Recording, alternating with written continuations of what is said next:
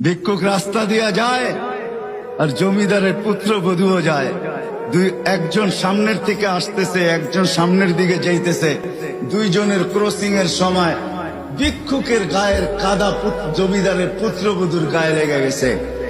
সে দুনিয়া আন্ধার করে ফেলছে, স্বামীকে টাইকা নিয়ে আসছে, বলছে ভিক্ষুক আমার কাপড় নষ্ট করে দিছে। সে শুধু ভিক্ষুক ছিল না, বৃদ্ধ ছিল।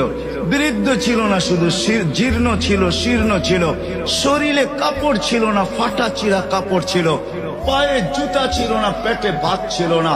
জমিদারের পুত্র সইতে পারে নাই, যৌবনী শক্তি সয় তো সয় কি কইরা তার স্ত্রীর গায়ে ভিক্ষুকের কাদা, বস সমগ্র শক্তিকে হাতে জমা করা একত্র করে বৃদ্ধের গালে বসায়।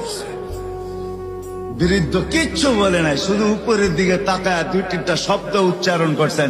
শব্দগুলা হলো ইয়া মাল্লাহ তারা হলো ওয়ুন, ও আল্লাহ চোখে দেখা যায় না, ও তারা কুল্লা শাই তুই সব দেখিস, ফারা তারা মা বি তুই কি দেখিস না আমার সাথে কি ঘটতেছে, এটা কি দেখিস না?